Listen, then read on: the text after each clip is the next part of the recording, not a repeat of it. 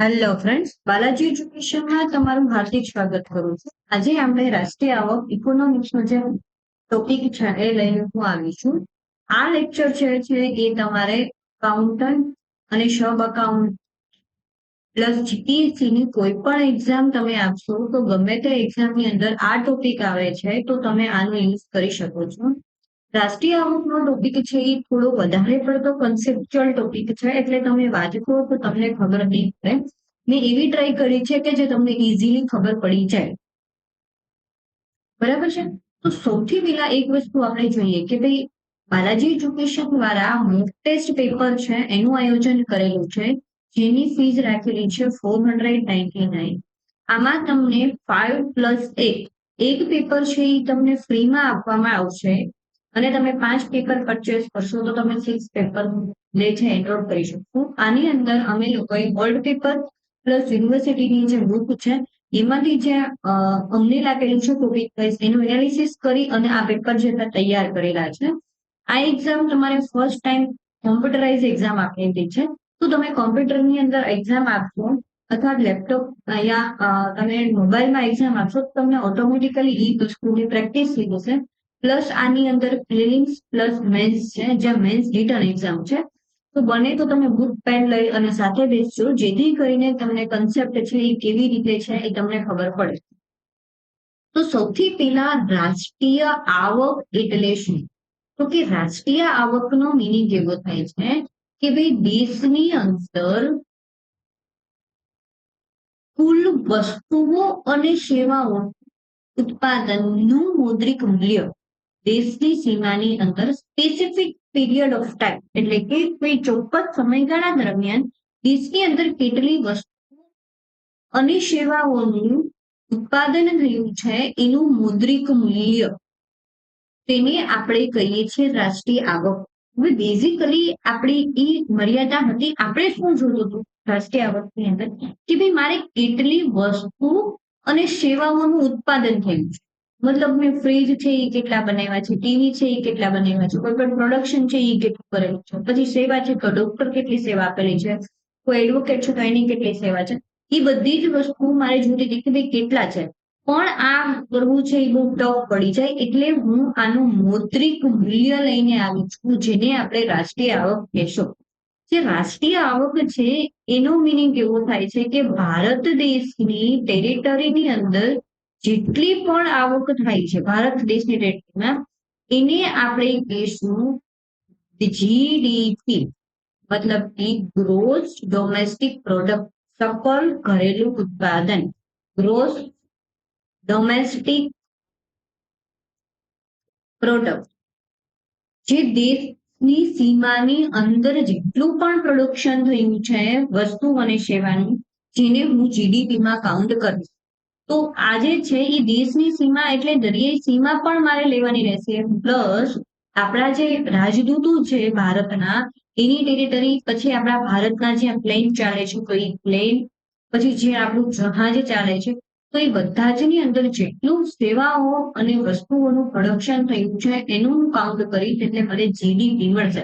સૌથી પહેલા રાષ્ટ્રીય આવક માટે સૌથી પહેલું સ્ટેપ છે મારે જીડીપી ને ફાઇન્ડ આઉટ કરવું પડે. તો આ છે ને બેઝિકલી હું તમને આનું મિનિંગ સમજાવું. હવે પેલા આપણે હિસ્ટોરિકલ બેકગ્રાઉન્ડમાં જઈએ કે સૌથી પહેલા રાષ્ટ્રીય આવકનો જે ખ્યાલ છે એ ભારતની અંદર દાદાભાઈ નવરોજી દ્વારા આપેલો છે. દાદાભાઈ નવરોજીએ ક્યારે? તો કે 1860 ની અંદર એને એની આવક છે એ વર્ષ દીઠ 20 રૂપિયા બતાવી છે ભારતની આવક. કઈ બુકની અંદર? તો કે પોવર્ટી એન્ડ અનબ્રિટિશ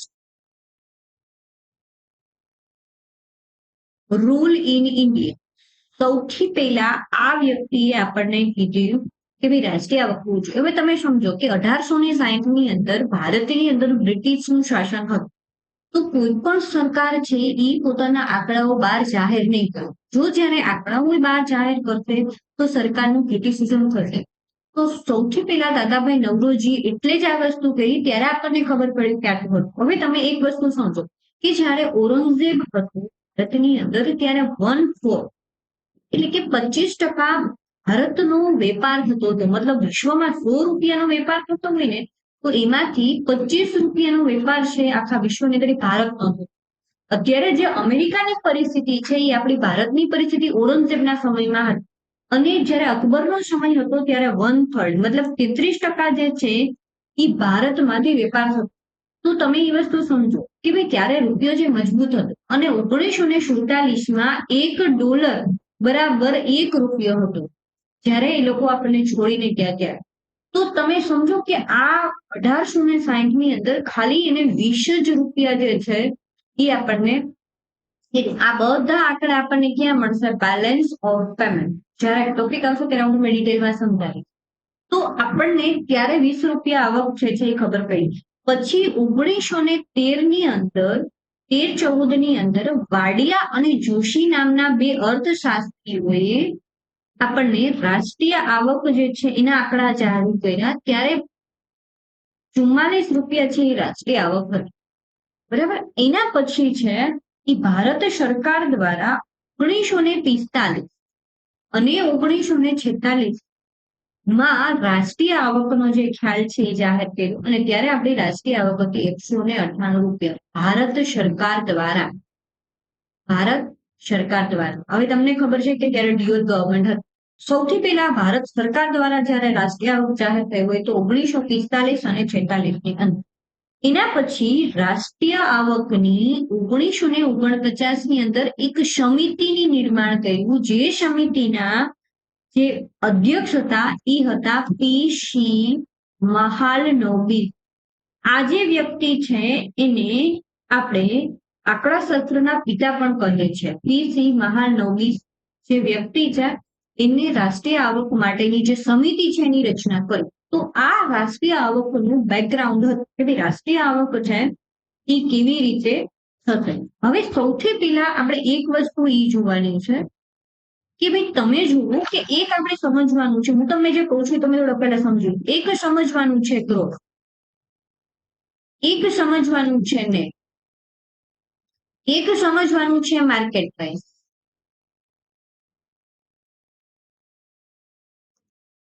અને એક સમજવાનું છે તમારા ફેક્ટર. બરાબર. જો હવે ગ્રોથ નો મિનિંગ એવો થાય, તમારી સેલેરી હોય તો ગ્રોથ નો મિનિંગ એવો થશે કે એની અંદર બધું જ ઇન્ક્લુડ હશે. મતલબ આનો ઘસારો પણ ઇન્ક્લુડ હશે. હવે સમજાવું છું કે કોઈ એક કંપની છે, એ કંપનીમાં કોઈ એક વસ્તુમાં સપોઝ મારી ટેક્સટાઇલ ઇન્ડસ્ટ્રી છે તો મેં એક કારનું ઉત્પાદન કર્યું. તો એ કારની કિંમતની પ્રોડક્શન જે કિંમત છે પ્લસ બધું ચેન્જ કરી અને મને 50,000 રૂપિયા થઈ. તો આ કાર મેં આ દિવસે કરી છે પણ દિવસે જે આજે છે એ વસ્તુમાં ઘસારો થતો હતો. અથવા હું અત્યારે જ પરચેસ કરવા જાઉં છું 50,000 છે પણ હું 1 વર્ષ પછી જઈશ અથવા તો જ્યારે હું બનાવું છું ત્યારે નથી રીતે પછી જઉં છું તો આ વસ્તુની અંદર ઘસારો લાગુ પડશે. શું લાગુ પડશે? ડેપ્રિસિએશન. આ વસ્તુની વેલ્યુ છે એ ડિક્રીઝ થશે. તો તમારે જ્યારે ગ્રોસમાંથી નેટમાં જવું હોય તો તમારે ઘસારો બાદ કરવો પડશે. શું બાદ કરવું પડશે? ઘસારો. સમજાણ. પછી તમને એક વસ્તુ સમજાવું કે market price. Market price no meaning એવો થાય કે માર્કેટની અંદર હું તમે એક 4 વ્હીલ લેવા મતલબ કાર લેવા ગયા તો એની કિંમત 10 લાખ રૂપિયા છે તો 10 લાખ છે એ તમારી માર્કેટ પ્રાઇસ થઈ એમપી. તો માર્કેટ પ્રાઇસ ની અંદર શું હશે? બધી જ વસ્તુ ઇન્ક્લુડ હશે. હવે સમજો કે હું આ દેશની અંદર રહું છું, મારી ટેક્સટાઇલ ઇન્ડસ્ટ્રી છે અને હું જે છે એ કારનું પ્રોડક્શન કરું. તો એ પ્રોડક્શન કરવા માટે મારે 4 વસ્તુ લાગશે: લેન્ડ, લેબર, કેપિટલ અને એન્ટરપ્રેન્યોર. હવે આ બધી જ વસ્તુને હું એડ કરીશ એટલે મને કોઈ એક પ્રોડક્શન કોસ્ટ લાગુ પડશે. જે આ પ્રોડક્શન કોસ્ટ છે મારી શું થશે કે ભાઈ જે કંઈ પણ વસ્તુ મારે બનાવવા માટે આટલો ખર્ચ. પછી મોદી સરકાર સપોઝ મોદી છે કહેશે કે ભાઈ તમે અહીંયા શું કરો છો? તમે કે હું જે છે એ આ કાર હું પ્રોડક્શન કરું છું તો તમે આ દેશમાં રહ્યો છો તો તમારે આના ઉપર જે ટેક્સ આપવો પડશે. શું આપવો પડશે? કર આપવો. તો સરકાર છે એ આપણી પાસેથી ટેક્સ કલેક્ટ કરે. તો જ્યારે ટેક્સ કલેક્ટ કરશે તો માર્કેટ પ્રાઇસ ની અંદર વધારો થશે એટલે પ્રોડક્શન કોસ્ટ ની અંદર ટેક્સનો પણ ઇન્ક્લુડ થશે. એના પછી સરકાર મોદી સરકાર એવું કહેશે કે ભાઈ ચલો આપણે એક કામ કરીએ કે ભાઈ બધા જે ટેક્સ માટે એલિજિબલ નથી ને બધા લોકો એવા નથી કે બધી વસ્તુ લેવા માટે સક્ષમ, તો હું અમુક જે લોકો છે જે લોકો ગરીબી રેખા નીચે છે એના માટે હું સબસિડી આપું. તો સરકાર જે છે એ સબસિડી આપે તો ખરેખર માર્કેટ પ્રાઇસ છે એની અંદર તમારો ટેક્સ પ્લસ સબસિડી બંને ઇન્ક્લુડ હશે, અને જ્યારે ફેક્ટર પ્રાઇસ ની અંદર તમારી પ્રોડક્શન કોસ્ટ જ ઇન્ક્લુડ હશે. એટલે હંમેશા ફેક્ટર પ્રાઇસમાંથી માર્કેટ પ્રાઇસમાં જવા માટે તમારે ટેક્સ અને સબસિડીમાં પ્લસ માઇનસ કરવું પડશે. બેઝિક તમારે આ બે વસ્તુ સમજવાની છે. સમજાણ્યા કે માર્કેટ પ્રાઇસમાંથી તમારે ફેક્ટર પ્રાઇસમાં જવું હોય તો કઈ રીતે કરવાનું થશે? ફેક્ટર પ્રાઇસ અને ગ્રોસમાંથી નેટમાં જવું હોય તમારે તો તમારે જે ઘસારો છે એ બાદ કરવો પડશે. બરાબર? આ તમારો બેઝિક કન્સેપ્ટ હતો. હવે તમે સમજો કે આપણે હવે ફોર્મ્યુલા ઉપર જઈએ છીએ, તમને આરામથી ખબર પડી. હવે સૌથી પહેલા મેં એવું ટાઇટલ મરાવેલું હતું કે GDP market price. GDP market price. સૌથી પહેલા આપણે આ કાઉન્ટ કરીએ. આનો મિનિંગ થશે ગ્રોસ ડોમેસ્ટિક પ્રોડક્ટ. કઈ કિંમત ઉપર છે? માર્કેટ પ્રાઇસ ઉપર છે. બરાબર છે? પ્રોડક્શન, ગ્રોસ ડોમેસ્ટિક પ્રોડક્શન અથવા તો પ્રોડક્ટ. બરાબર? તો આ તમારું જે જીડીપી, ગુજરાતીમાં હું તો કહું તો સકલ ઘરેલું ઉત્પાદન. બરાબર? હવે આનો મિનિંગ શું થશે? એક નાણાકીય વર્ષમાં દેશની ઘરેલું સીમાની અંદર દરેક ઉત્પાદિત વસ્તુઓની અંતિમ વસ્તુઓ અને સેવાઓનું મૂલ્યાંકન આ તમને આપેલું છે. હવે મેં એવું કીધું કે દેશની ભીતર, હું તમને આની પહેલા કન્સેપ્ટ સમજાવ્યું, પણ તમે એ વસ્તુ સમજો કે હું દેશની સીમાની અંદર ડોમેસ્ટિકની અંદર વિદેશીઓ પણ હશે અને ભારતીયોની પણ ઇન્કમ હશે વસ્તુ અને સેવા, તો એ જીડીપીમાં. પણ જો વિદેશોની વસ્તુ વધારે હશે, વિદેશોની જે છે એ કંપનીઓ વધારે હશે અને મારી જીડીપી વધારે હશે તો મારે ખુશ થવાની જરૂર નથી, કારણ કે તો જીડીપી છે એ વધારે આવશે. પણ મારે શું કરવાનું પડશે કે ભારતીયોની આવક કેટલી છે, મારે એ વસ્તુ સમજવી પડશે કે ભારતીયોની આવક કેટલી છે. તો મારે એ કરવા માટે નેશનલ પ્રોડક્ટ કરવી પડશે, એટલે કે ગ્રોસ નેશનલ મતલબ ભારતીયો દ્વારા નેશનલ પ્રોડક્ટ. તો જે ભારતીયો દ્વારા થયું હોય એને મારે નેશનલ પ્રોડક્ટ કહેવાનું છે. તો એ મને કેવી રીતે મળશે? તો હું જે છે એ ભારતની અંદરની કોઈ વિદેશી કંપનીઓ હશે એ આવી હશે તો એનો પ્રોફિટ છે એ હું શું કરી નાખીશ? માઇનસ કરી નાખીશ. એનો જે સર્વિસ છે માઇનસ કરી નાખીશ. પ્લસ ભારતના લોકો જે છે એ બીજી કન્ટ્રીમાં ગયા છે તો એ રેમિટન્સ મોકલાવશે આપણને. રેમિટન્સ પ્લસ ભારતની કંપની બીજા મારે પ્રોફિટ અહીંયા લઈને આવશે તો એ હું શું કરીશ? પ્લસ કરીશ. તો આ બંનેને ભેગા કરી વિદેશીઓથી પ્રાપ્ત થતી શુદ્ધ આવક એ હું પ્લસ માઇનસ કરી નાખું એટલે હું ક્યાં જઈ શકું? નેશનલમાં. ડોમેસ્ટિકમાંથી નેશનલમાં જઈ શકું. એટલે નેશનલ એટલે એવું સમજવાનું કે ભારતીય વ્યક્તિ દ્વારા. હું 2 કે 3 વખત રિપીટ એટલા માટે કરું છું કે તમને આ વસ્તુના કન્સેપ્ટ મગજમાં બેસી જાય. હું તમને આડી અવડી બીજી કોઈ વાત એટલા માટે નથી કરતી કે તમારો ટાઈમ છે એ બહુ ઇમ્પોર્ટન્ટ છે. તો તમે તમારા સ્ટડી ઉપર ફોકસ કરશો. જ્યારે તમને એવું લાગે કે મને કંટાળો આવે છે ત્યારે લેક્ચર પોઝ કરી અને તમે પાછું બીજી વખત એને રિવાઇઝ કરો, જેથી કરી તમારો 1 પણ મિનિટનો ટાઈમ ન બગડે. તમારે આની અંદર બેઝિકલી સમજવાનું છે એક તો gross, net, national, domestic, market price અને ફેક્ટર પ્રાઇસ. આટલા કન્સેપ્ટ મેં તમને અત્યાર સુધી સમજાવ્યા છે. આમાં કઈ ક્વેરી હોય તો તમે કમેન્ટ બોક્સમાં લખી શકો છો, હું તમને પાછું એમાં રિપ્લાય કરી આપું. બરાબર? હવે ભારતીયો દ્વારા જે કઈ પણ વસ્તુ થઈ હશે એ આપણે શું કહેશું?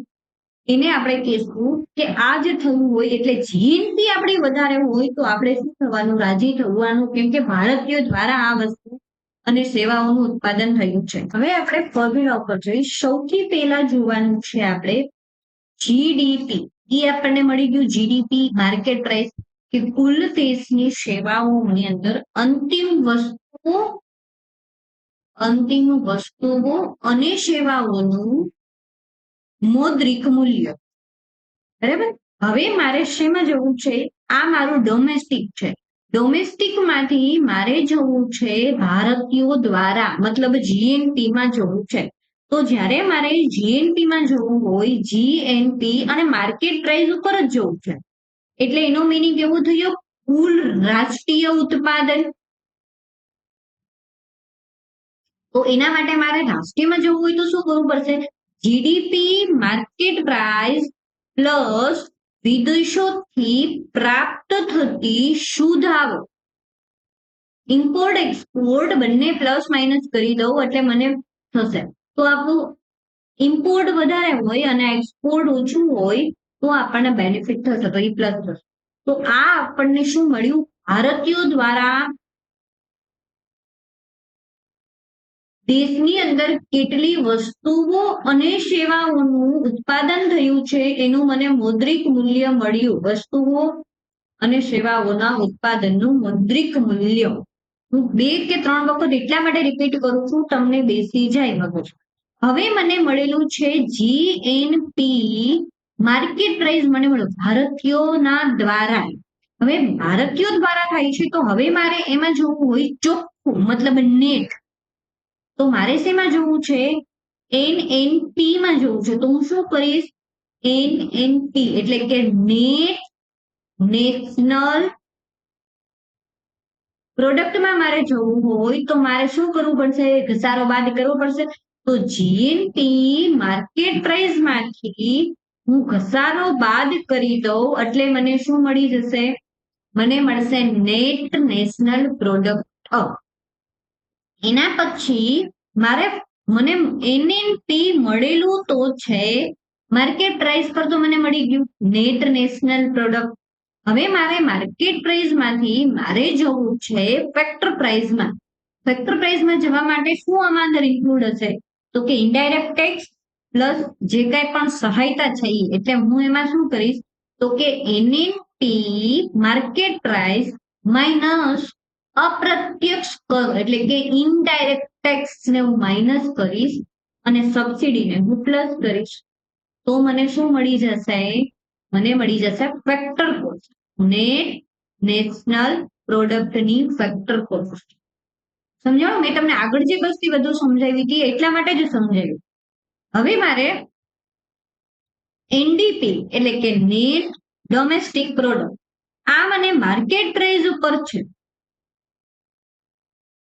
તો મારે શું કરવાનું જોતું હોય? તો NNP net national product market price minus વિદેશોમાંથી પ્રાપ્ત થતી શુદ્ધ આવક હું માઇનસ કરી નાખું તો મને મળી જશે પાછું શુદ્ધ ઘરેલું ઉત્પાદન, કે ઘરની અંદર કેટલું ઉત્પાદન થયું છે. મેં ઓમાં પ્લસ કર્યું તો આમાં માઇનસ એટલા માટે કરું છું, મારે ઘરેલું ઉત્પાદન જોઈએ છે. શુદ્ધ ઘરેલું ઉત્પાદન મતલબ નેશનલ ડોમેસ્ટિક પ્રોડક્ટ. તો મારા દેશની અંદર કેટલી જે છે એનું પ્રોડક્શન થયું તો મને આ મળી જશે.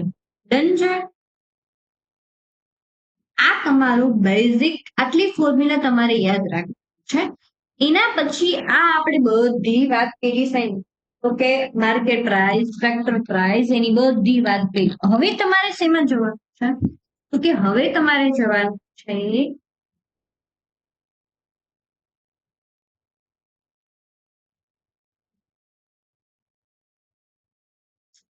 માથાદીઠ આવક, કુલ માથાદીઠ આવક. તો એમાં શું કરવાનું? તો તમારે માથાદીઠ આવક ફાઇન્ડ આઉટ કરવી હોય તો તમારે શું કરવું પડે? કુલ રાષ્ટ્રીય આવક છેદમાં કુલ વસ્તી, એટલે મને આમાં મળી જશે કુલ રાષ્ટ્રીય આવક. હવે આ રાષ્ટ્રીય આવક પણ ખરેખર આ બધી આવક જે છે એ આપણે વાપરી શકતા નથી. શું કામ નથી વાપરી શકતા? એટલા માટે નથી વાપરી શકતા કારણ કે આ જે છે એની અંદર હમણાં હવે આપણે ગવર્મેન્ટની કોઈ ફીસ છે, ગવર્મેન્ટની અંદર મેં હેલ્મેટ નથી પહેર્યો તો મને ગવર્મેન્ટ માંથી મને એક મેમો આવ્યો તો આ જે છે એ મારી જે છે એ હું પાછું સરકારને આપું, તો મારી જે માથાદીઠ આવક છે એની અંદર હું કોઈ ટેક્સ હોય જે મને કોઈ પણ ચાર્જ લાગેલા હોય એ માઇનસ કરીશ એટલે મને મળશે પર્સનલ ડિસ્પોઝેબલ ઇન્કમ.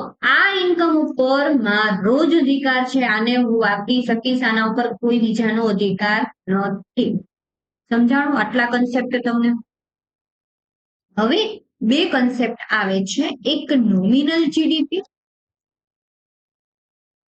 અને એક આવે છે રિયલ જીડીપી. હવે હું એમ કહું છું કે 2023-24 ની અંદર મને આંકડો નથી ખબર પણ 8.5% જીડીપી રહી. તો હું શું કહેવા માંગુ છું, 8.5% જીડીપી રહી કે આગલા વર્ષની કમ્પેરિઝનમાં આ વર્ષમાં કેટલો વધારો કે ઘટાડો થયો, આ મારે જ્યારે જોવું હોય ત્યારે મને શું મળશે? જીડીપી એની વૃદ્ધિ. હંમેશા તમે કમ્પેરિઝન કરો ને, 2023-24 ની આંકડા હોય તો મારે કમ્પેરિઝન કરવાની થાય 2022 અને 23 ની. આની અંદર માં કેટલો વધારો ઘટાડો થયો એ હું હંમેશા કેલ્ક્યુલેટ કરીશ. આના કમ્પેરિઝન ની અંદર ધ્યાન રાખજો. હવે આપણે જે જીડીપી માં આપણે જે કાંઈ પણ આધાર વર્ષ લઈએ છીએ એ 2011-12 નું આધાર વર્ષ લઈએ છીએ. હમણાં હું તમને સમજાવું કે શું કામ મેં આધાર વર્ષ જે છે તમને કીધું. આપણે સમજવાનું છે નોમિનલ જીડીપી. નોમિનલ જીડીપી મતલબ કે પ્રેઝન્ટ પ્રાઇસ, જે કાંઈ પણ પ્રેઝન્ટ ભાવ છે એના ઉપર હું જીડીપી કાઉન્ટ. તમને ખબર છે કે અત્યારે તમે કોઈ એક બાસ્કેટ લઈને જાઓ છો તો આજે કેટલી વસ્તુઓ આવે છે અને તમે આની આગલા વર્ષે એટલે 2010 કોઈ બાસ્કેટ લઈને જતા તો તમારું આખું બાસ્કેટ વહી જાય. તો આ શું છે? આની અંદર મોંઘવારી પણ ઇન્ક્લુડ થયેલી છે. અને હવે તમારે મોંઘવારી મતલબ ઇન્ફ્લેશન, હું તમને આ ટોપિક સમજાવીશ. તો તમારા બાસ્કેટની અંદર જે કાંઈ પણ ચેન્જ થયો છે તો એ ચેન્જ પણ મારે બતાવવો પડશે. મતલબ પ્રેઝન્ટ પ્રાઇસ ઉપર જો મારો જીડીપી બહુ વધારે પડતો હશે, કારણ કે આની અંદર મોંઘવારી પણ ઇન્ક્લુડ હશે. ખરેખર એટલી વસ્તુઓ અને સેવાઓનું ઉત્પાદન થયું નથી. તો જે નોમિનલ જીડીપી છે એ તમારી અત્યારનો જે કાંઈ પણ વસ્તુ અને સેવાનો ભાવ છે એ તમને બતાવશે, એને કહેવાય નોમિનલ જીડીપી. અને રિયલ જીડીપી નો મીનિંગ એવો થશે કે તમારું આધાર વર્ષ છે 2011 અને 12, તો તમે કોઈ વસ્તુ, સપોઝ કોઈ વસ્તુ ઓટોમોબાઈલ ઇન્ડસ્ટ્રીનો કોઈ ભાવ તમે જોઈ લો, એ જ વસ્તુનો ભાવ તમને પ્રેઝન્ટ 2023 નો અને 2011-12 ની અંદરનો જે ભાવ છે એની કમ્પેરિઝન કરી અને કેટલું પ્રોડક્શન થયું છે એ જ્યારે હું બતાવું ત્યારે મને મળશે રિયલ જીડીપી. રિયલ જો નામ જ કે છે વાસ્તવિક જીડીપી, બરાબર? તો આના ઉપરથી મને ખબર પડશે કે ભાઈ એકચ્યુઅલ મારું પ્રોડક્શન કેવું થયું છે. તો નોમિનલ જીડીપી જો વધારો હોય તો હું ખુશ ના થઈ શકું, કારણ કે નોમિનલ જીડીપી ની અંદર ઇન્ફ્લેશનનો પણ હોય છે. તો મારે જીડીપી ડિફ્લેટર ગોતવા માટે જીડીપી ડિફ્લેટર એટલે કે જીડીપી ડિફ્લેટર માટે નોમિનલ જીડીપી, જીડીપી ડિફ્લેટર મતલબ મને ખબર પડશે કે કેટલી મોંઘવારીનો દર થયો અને રિયલ જીડીપી ગુણ્યા 100. આ તમારું જીડીપી ડિફ્લેટર છે જેની અંદર મોંઘવારી ઇન્ક્લુડ થયેલી નથી. આ જે પ્રાઇસ આવશે તમારી મોંઘવારીની પ્રાઇસ આવશે. ખરેખર વસ્તુ અને સેવાઓનું ઉત્પાદન નથી થયું, જે તમારો ઇન્ફ્લેશન છે એની કારણે તમને ભાવ છે એ વધારો બતાવે છે. એના પછી એક વસ્તુ નવો કોન્સેપ્ટ આવે છે જેને કહેવાય છે પોટેન્શિયલ જીડીપી. પોટેન્શિયલ જીડીપી નો મીનિંગ એવો થશે કે જો દેશની અંદર જેટલા પણ લોકો એમ્પ્લોયમેન્ટ લેવા માંગે છે ને બધાને હું એમ્પ્લોયમેન્ટ આપી દઉં તો જે મને જીડીપી મળશે એ મને મળશે પોટેન્શિયલ જીડીપી. મતલબ આપણા દેશની પાવર, પોટેન્શિયલ જ્યાં હોય ત્યાં પાવર હોય, તો આપણા દેશની પાવરફુલ મતલબ આપણો ક્ષમતા કેટલી ધરાવીએ છીએ તો એને આપણે કહીશું પોટેન્શિયલ જીડીપી. એના પછી હજી એક કન્સેપ્ટ આવે છે જેને કહેવાય છે ગ્રીન જીડીપી. તો ગ્રીન જીડીપી ની અંદર કેટલું થયું? Green GDP factor price minus પર્યાવરણનો હાસ. પર્યાવરણ હાસ જે કાંઈ પણ થયું છે. હવે તમે સમજો કે હું મારા દેશની અંદર 100 કરોડ રૂપિયાનું પ્રોડક્શન કરું છું અને મારે એટલી બધી મેં ગ્લોબલ વોર્મિંગ, ઓઝોન ડિપ્લેશન એટલું બધું ખરાબ કરી નાખ્યું કે એમાં મારે 80 કરોડનો ખર્ચ થયો. તો મારી ગ્રીન જીડીપી ખાલી 20 કરોડ રૂપિયાની આવે. કારણ કે મેં પર્યાવરણનો એટલો હાસ કરી નાખ્યો કે જે ટકાઉ વિકાસ જે આવે છે એ ત્યાંથી જ આવે છે. એટલે ટકાઉ વિકાસ ભણવાનો હોય ત્યાંથી જ ભણવાનો હોય. તો આટલા કન્સેપ્ટ છે એ તમારે સમજવાના છે. શુદ્ધ ઘરેલું ઉત્પાદન ફેક્ટર પ્રાઇસ, પછી કુલ ઘરેલું ઉત્પાદન, કુલ રાષ્ટ્રીય આવક, એનએનપી, રાષ્ટ્રીય આવક, પર્સનલ ઇન્કમ મેં તમને સમજાવી દીધું, પર્સનલ ડિસ્પોઝેબલ ઇન્કમ. તો આ નોમિનલ જીડીપી, પછી જુઓ તમે રિયલ જીડીપી અને જીડીપી ડિફોલ્ટ, આટલા તમારા કોન્સેપ્ટ જે છે એ રાષ્ટ્રીય આવકના હતા. આઈ હોપ તમને પ્રોપર ખબર પડી હશે. જો ન સમજાય તો તમે લેક્ચર 2 વખત જોજો. પણ આ કન્સેપ્ટ છે એ વધારે કન્સેપ્ચ્યુઅલ છે. તમને એક વખત આ વસ્તુ સમજાઈ ગઈ, gross, net, market price, factor price, તો આરામથી તમે કોઈ પણ એક્ઝામ છે એની અંદર ક્વેશ્ચન છે એ સોલ્વ કરી શકશો. Thank you so much.